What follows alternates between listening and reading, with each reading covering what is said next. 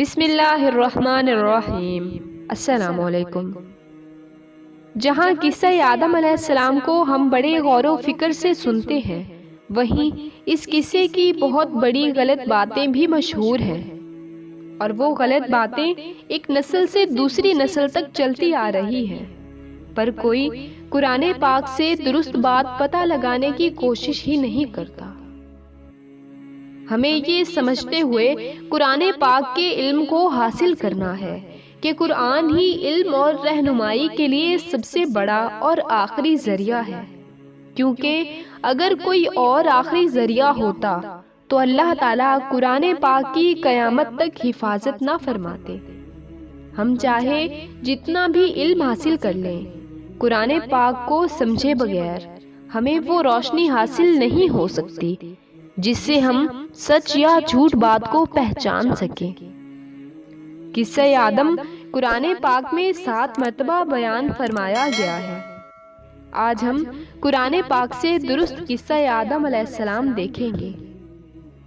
قرآن پاک میں ہے وَإِذْ قَالَ رَبُّكَ لِلْمَلَائِكَةِ، اور جب کہا تمہارے رب نے فرشتوں سے اِنِّی جَاعِلٌ فِي الْأَرْضِ خلیفہ، بے شک میں بنانے والا ہوں زمین میں ایک خلیفہ۔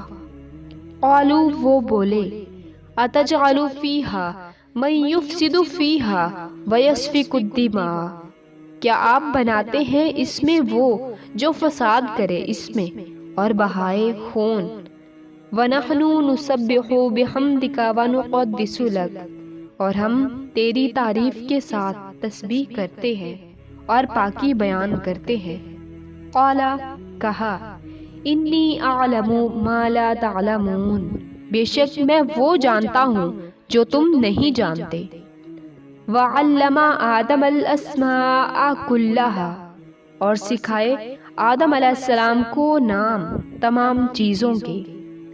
ثم عرضهم علی الملائکہ، پھر پیش کیا فرشتوں کے سامنے۔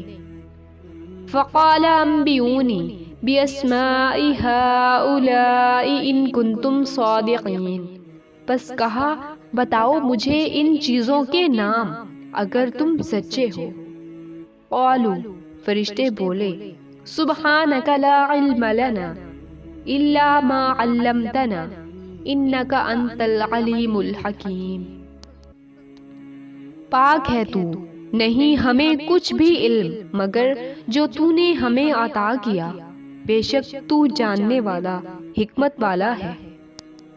یعنی فرشتوں نے جو ڈر ظاہر کیا تھا کہ کیا آپ ایسی مخلوق بناتے ہیں جو زمین میں فساد کرے اور خون بہائے، تو اب انہوں نے اسی بات پر کہا کہ بے شک تو پاک ہے، ہمیں اس کے سوا کچھ بھی علم نہیں مگر جو تو نے ہمیں دیا، بے شک تو جانتا ہے، حکمت والا ہے۔ قال، فرمایا، اللہ تعالیٰ نے فرمایا یا آدم انبئہم باسمائہم، اے آدم بتاؤ ان کو ان چیزوں کے نام۔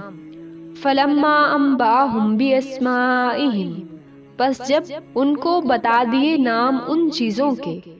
قال، اللہ تعالیٰ نے کہا الم اقل لکم انی اعلم غیب السماوات والارض وَأَعْلَمُ مَا تُبْدُونَ وَمَا كُنْتُمْ تَكْتُمُونَ، کیا میں نے نہ کہا تھا تم سے بے شک میں جانتا ہوں آسمانوں اور زمین کی پوشیدہ باتوں کو، اور میں جانتا ہوں جو تم ظاہر کرتے ہو اور جو کچھ تم چھپاتے ہو۔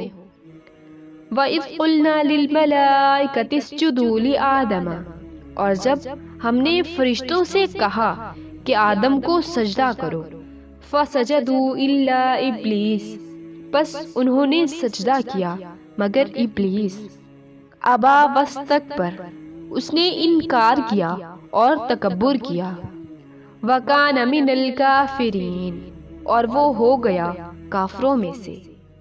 وقلنا یا آدم اسکن انت وزوجک الجنۃ، اور ہم نے کہا کہ اے آدم علیہ السلام تم اور تمہاری بیوی جنت میں رہو۔ وَكُلَا مِنْهَا رَغَدًا حَيْثُ شِئْتُمَا، اور تم دونوں کھاؤ اس میں سے با فراغت جہاں سے چاہو۔ ولا تقربا اور نہ قریب جانا، ہادہ الشجرۃ اس درخت کے۔ جو لوگ سمجھتے ہیں کہ حضرت آدم علیہ السلام اور حضرت حوا علیہ السلام نے گندم کا دانہ یا اس طرح کا کچھ کھایا تھا، تو وہ دیکھ لیں کہ شجر درخت کو کہتے ہیں، پر گندم کا پودا ہوتا ہے۔ اور اگر پھل کا واضح نام نہیں بتایا جا رہا تو ہمیں ایسی باتوں کے پیچھے نہیں لگنا جو ہمیں واضح طور پر نہیں بتائی گئی۔ فَتَكُونَا مِنَ الظَّالِمِينَ بس تم دونوں ہو جاؤ گے ظالموں میں سے، یعنی اگر اس درخت کے قریب جاؤ گے۔ آگے ہے فَأَزَلَّهُمَا الشَّيْطَانُ پھر پھسلا دیا ان دونوں کو شیطان نے۔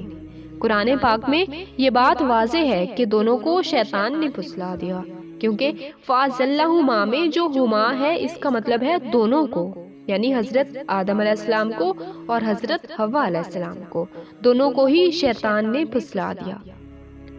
فَأَزَلَّهُمَا الشَّيْطَانُ عَنْهَا فَأَخْرَجَهُمَا مِمَّا كَانَ فِيهِ پھر دونوں کو پھسلا دیا شیطان نے وہاں سے، پھر نکلوا دیا دونوں کو اس میں سے جس میں وہ دونوں تھے۔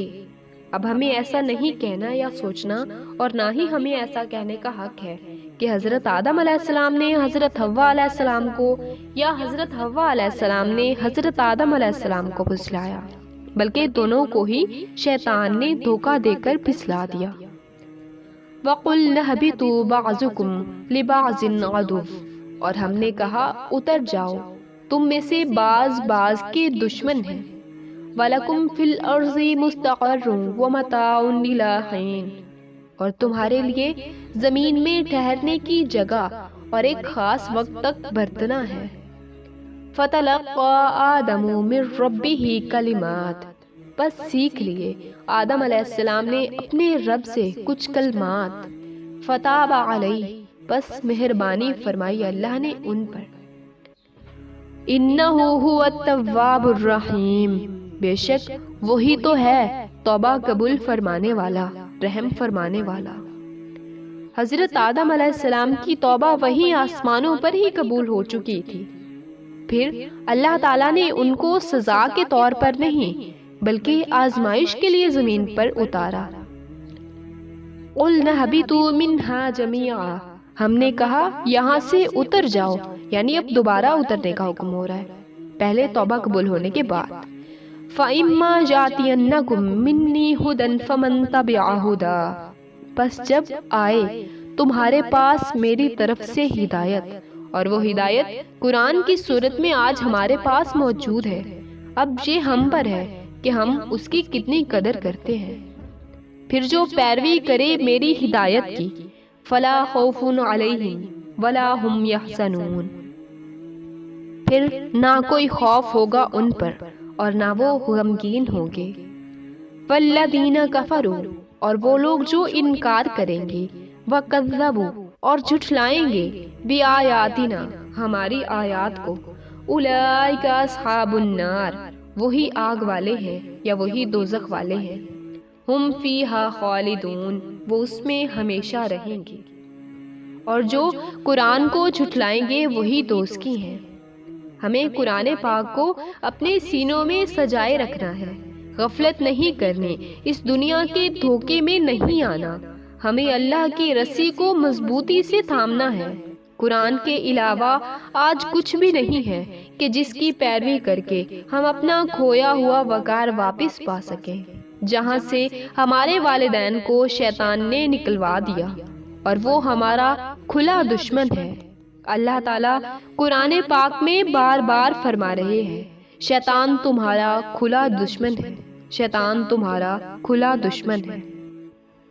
اسی طرح سورہ اعراف کی آیت نمبر 11 میں ہے، اور البتہ ہم نے تمہیں پیدا کیا، پھر ہم نے تمہیں صورت دی، پھر ہم نے فرشتوں سے کہا کہ سجدہ کرو آدم کو، پھر سجدہ کیا انہوں نے سوائے ابلیس کے، وہ نہ تھا سجدہ کرنے والوں میں سے۔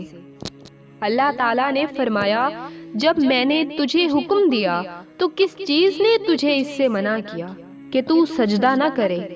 وہ بولا کہ میں اس سے بہتر ہوں، تو نے مجھے آگ سے پیدا کیا اور اسے مٹی سے پیدا کیا۔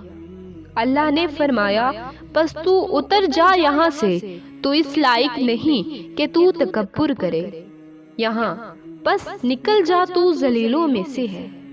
وہ بولا مہلت دے مجھے جس دن مردے اٹھائے جائیں گے۔ فرمایا گیا بے شک تو مہلت ملنے والے میں سے ہے۔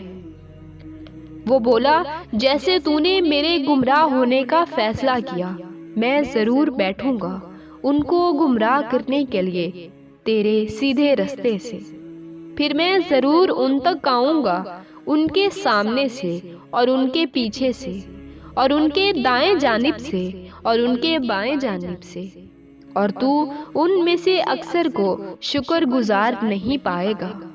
فرمایا نکل جا یہاں سے ذلیل مردود، ان میں سے جو تیرے پیچھے لگا، البتہ میں ضرور بھر دوں گا جہنم کو تم سب سے۔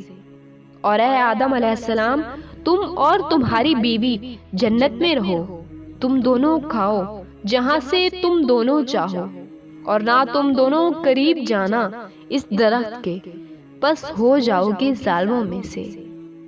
پس وسوسہ ڈالا شیطان نے تاکہ ان کے ستر کی چیزیں جو ان سے پوشیدہ تھی کھول دے، اور کہنے لگا کہ تم کو تمہارے پروردگار نے اس درخت سے صرف اس لیے منع کیا ہے کہ کہیں تم فرشتے نہ بن جاؤ یا ہمیشہ جینے والے نہ ہو جاؤ۔ اور ان سے قسم کھا کر کہا کہ میں تو تمہارا خیر خواہ ہوں، بس دھوکہ دے کے یعنی جھوٹی قسمیں کھا کر ان کو مائل کر لیا۔ بس جب چکھا ان دونوں نے اس درخت کو تو ان کے ستر کی چیزیں کھل گئیں، اور وہ جنت کے پتے اپنے اوپر چپکانے لگے۔ بس ان کے پروردگار نے ان کو پکارا کہ کیا میں نے تم کو اس درخت سے منع نہ کیا تھا اور بتا نہیں دیا تھا کہ شیطان تمہارا کھلا دشمن ہے؟ دونوں عرض کرنے لگے اے ہمارے رب، ہم نے اپنی جانوں پر ظلم کیا ہے، اور اگر تو ہمیں نہیں بخشے گا اور ہم پر رحم نہیں کرے گا تو ہم تباہ ہو جائیں گے۔ اللہ تعالیٰ نے فرمایا تم سب یہاں سے اتر جاؤ، تم ایک دوسرے کے دشمن ہو، اور تمہارے لیے زمین میں ٹھکانہ اور سامان زندگی ہے ایک خاص وقت تک کے لیے۔ فرمایا اسی میں تمہارا جینا ہوگا اور اسی میں تمہارا مرنا ہوگا، اور اسی میں سے تم نکالے جاؤ گے۔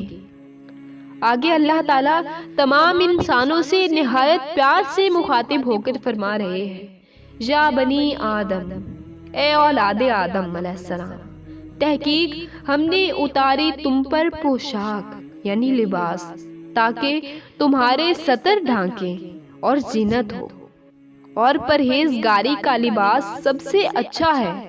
یہ اللہ تعالیٰ کی نشانیاں ہیں تاکہ لوگ نصیحت پکڑیں۔